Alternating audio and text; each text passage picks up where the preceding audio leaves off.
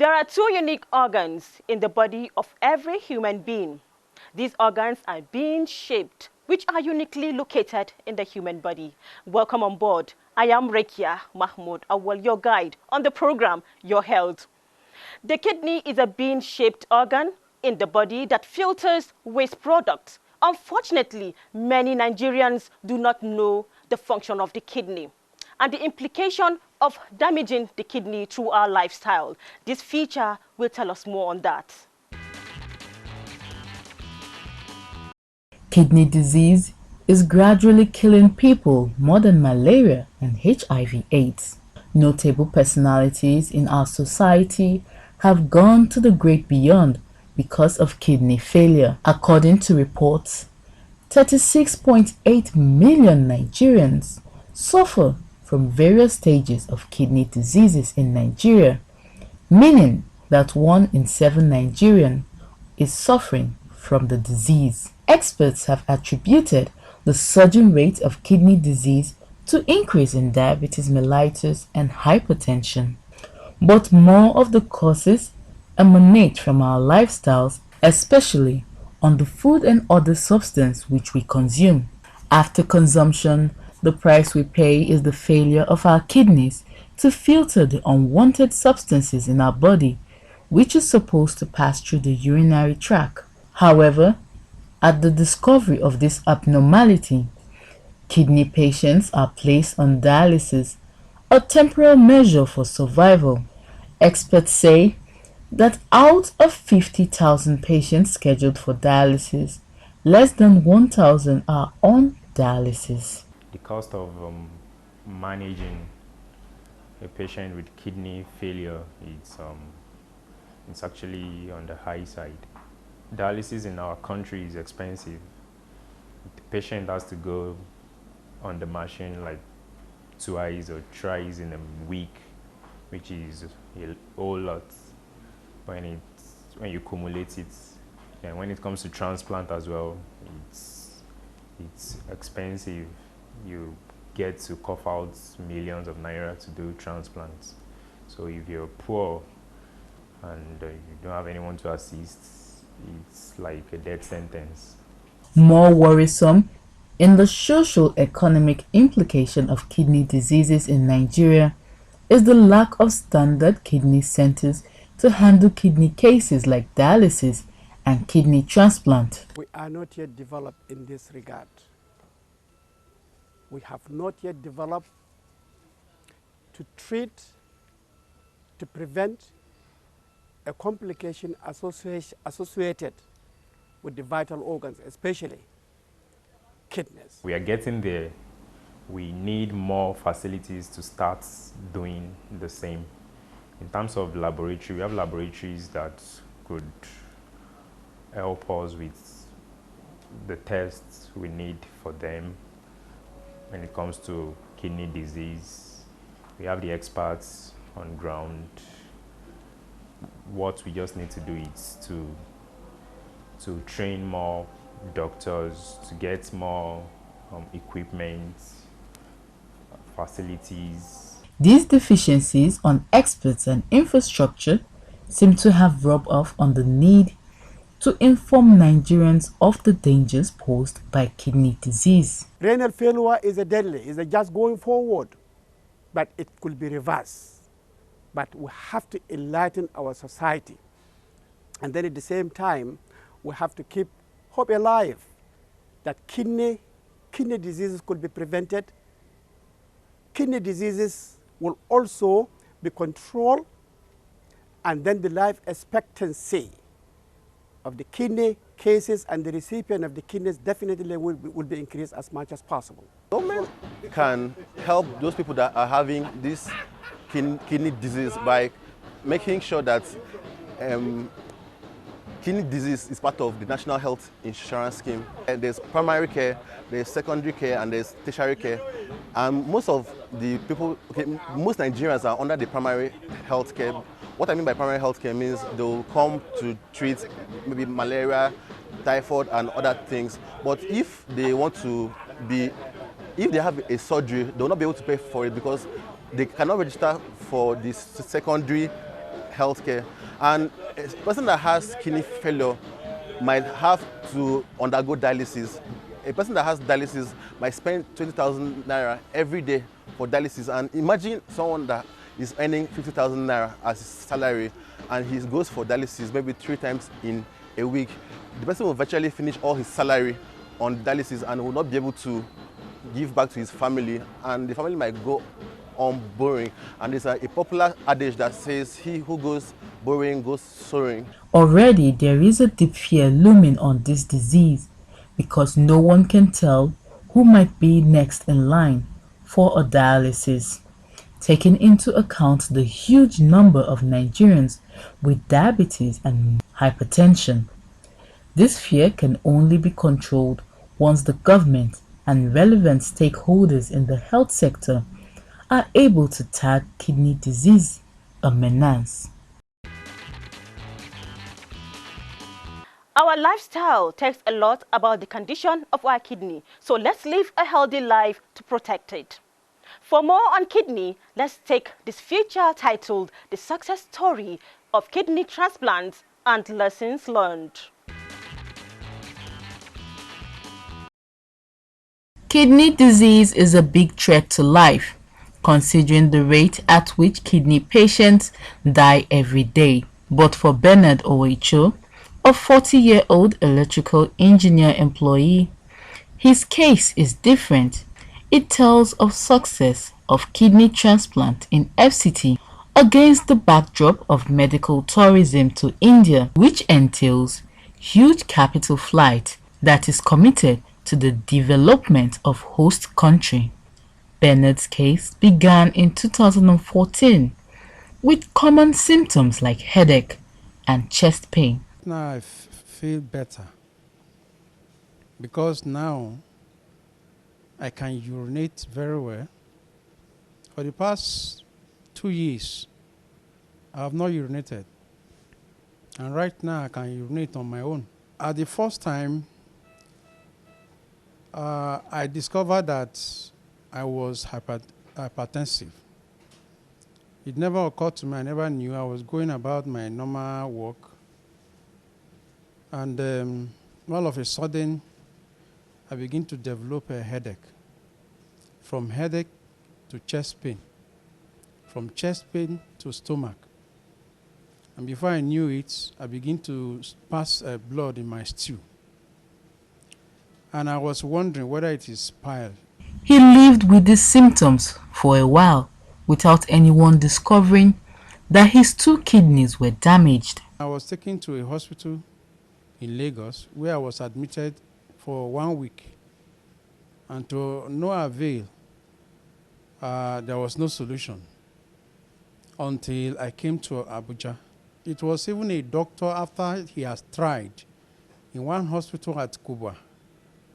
Then the doctor now said, okay, that he's going to send us to one of his doctor friend at Gwagwalada. And there I went and I was put in the emergency ward for a week. That was where they diagnosed me and discovered that the 2 kidneys have failed.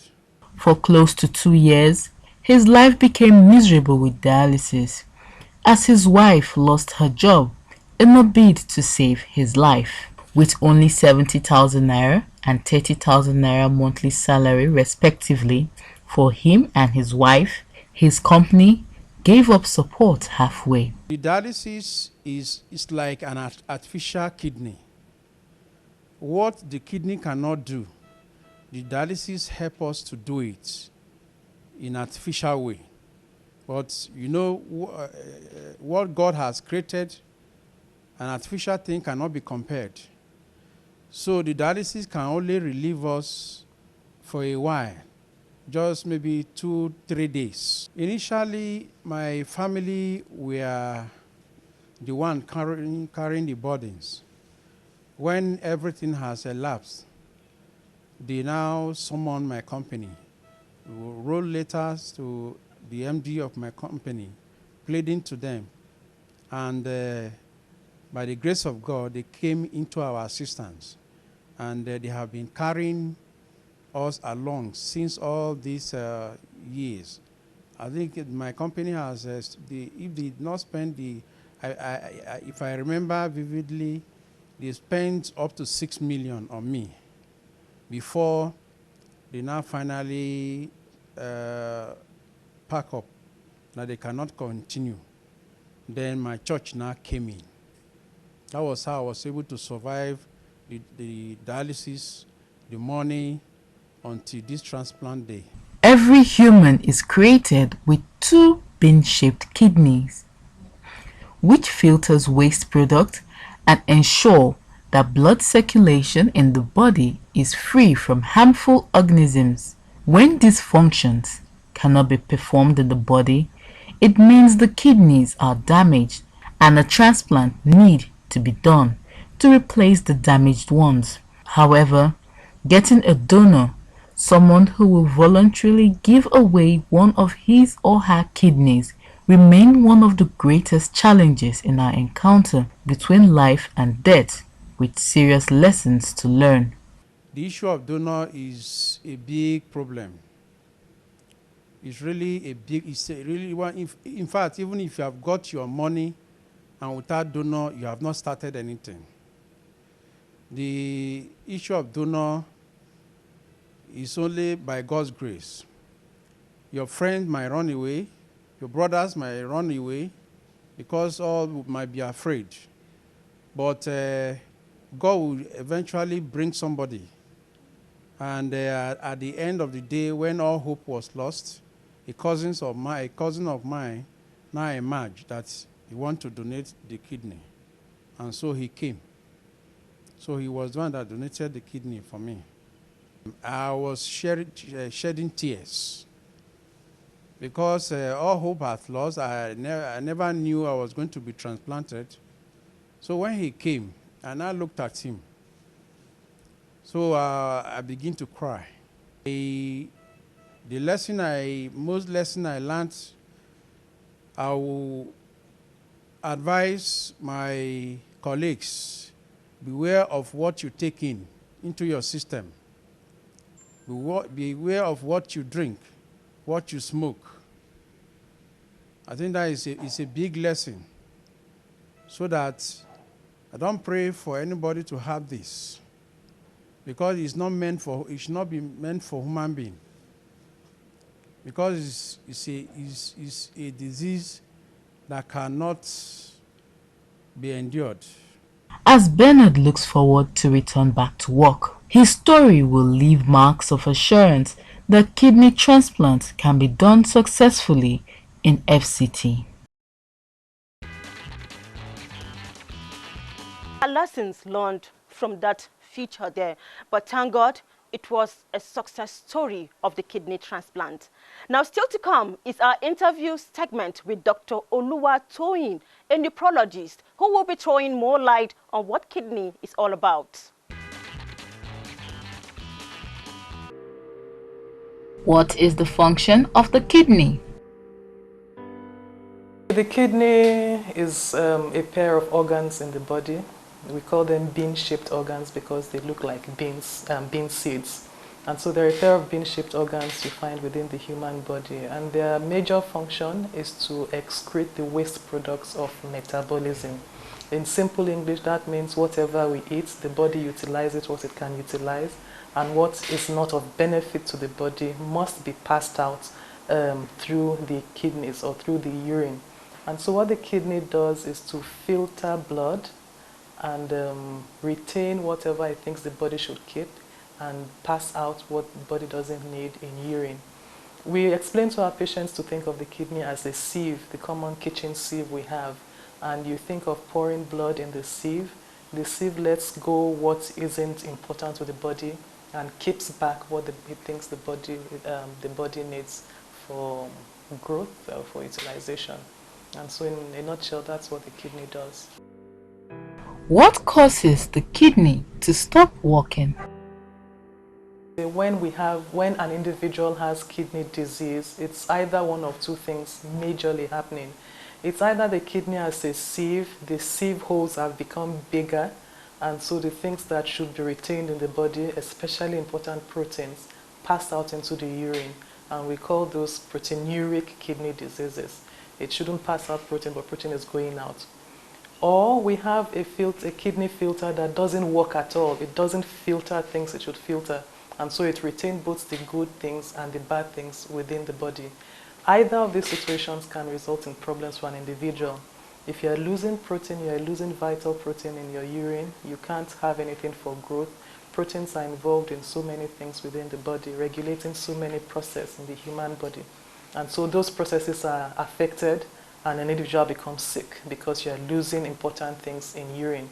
On the other hand, if the type of kidney problem is that which the kidney doesn't filter at all, it means both good and bad are retained within the body, and the bad things, the levels build up and can cause damage to the body system in general.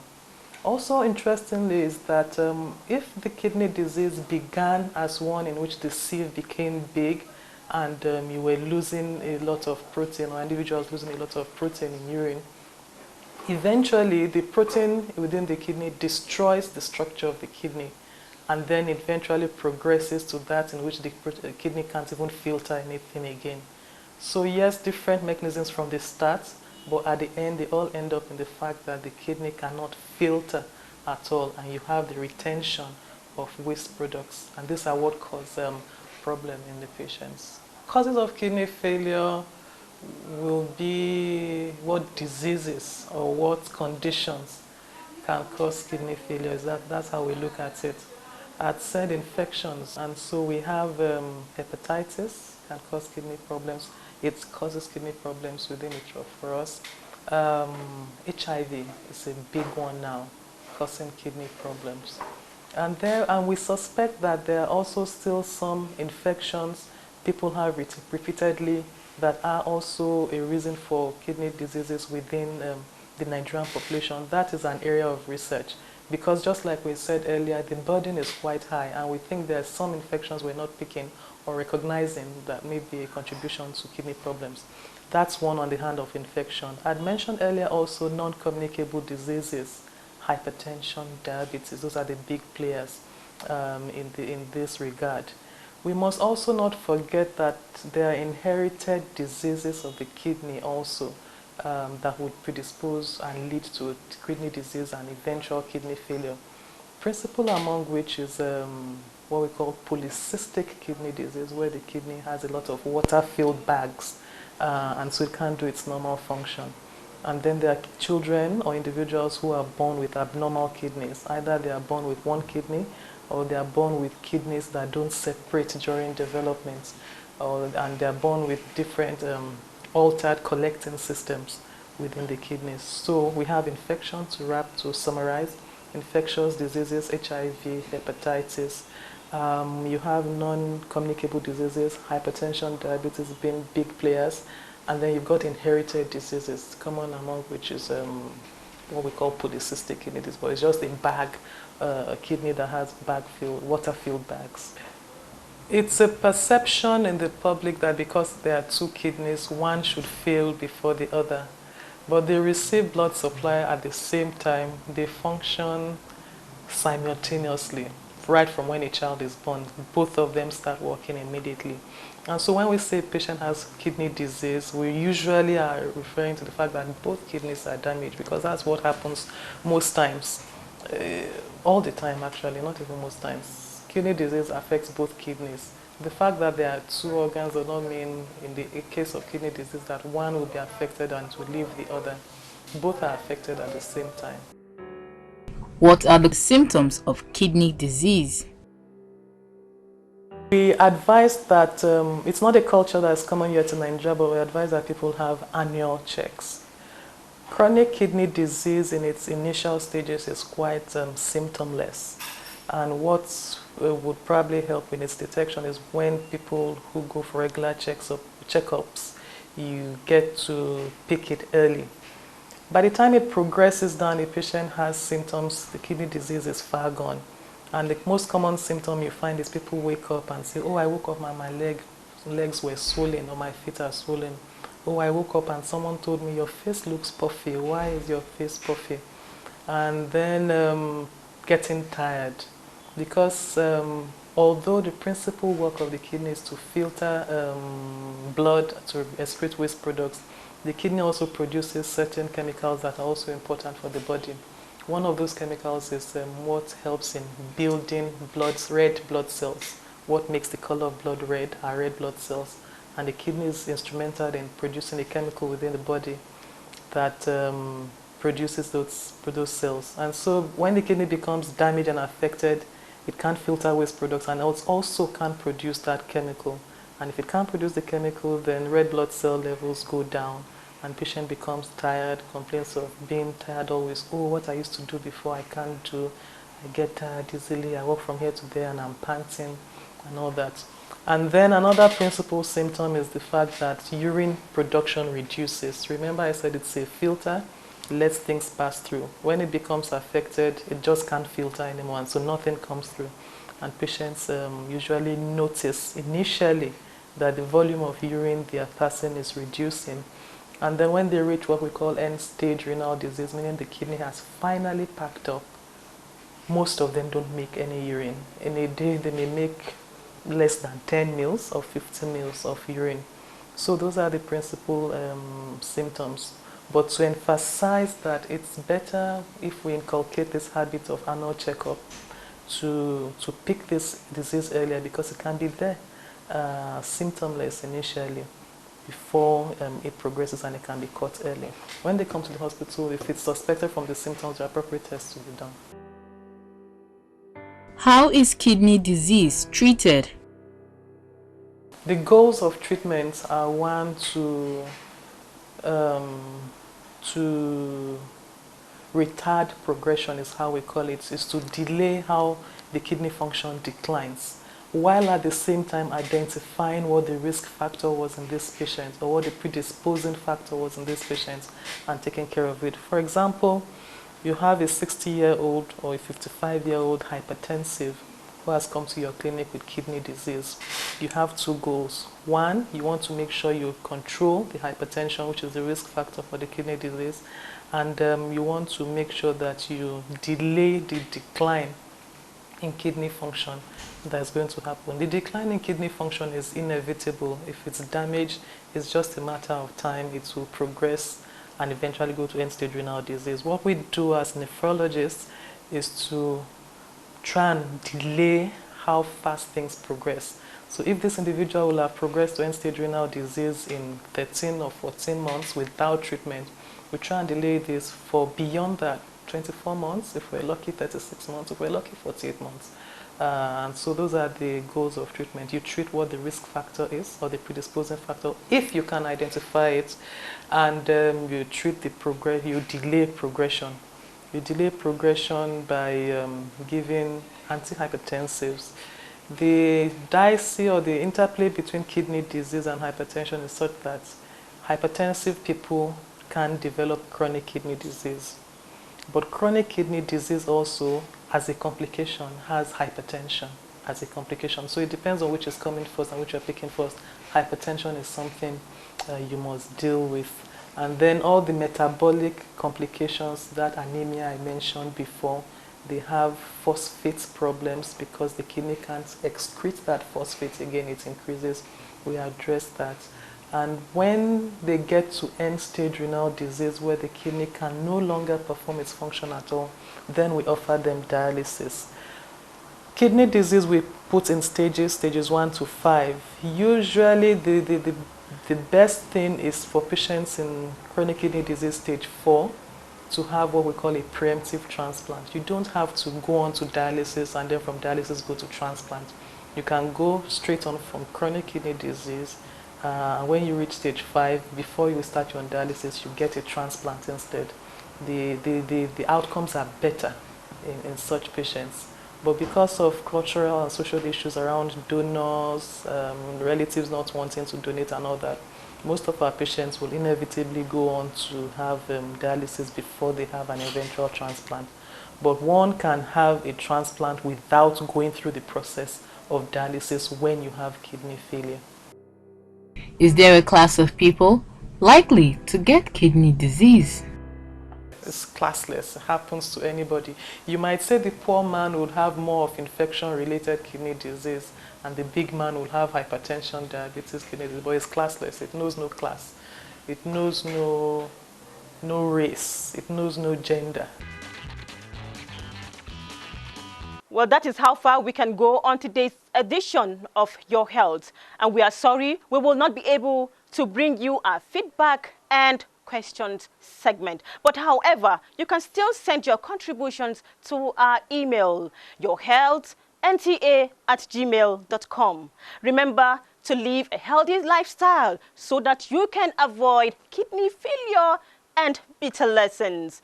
With that, we wrap up today's edition of Your Health. See you same time, same station. Till then, we meet again next week. Bye-bye.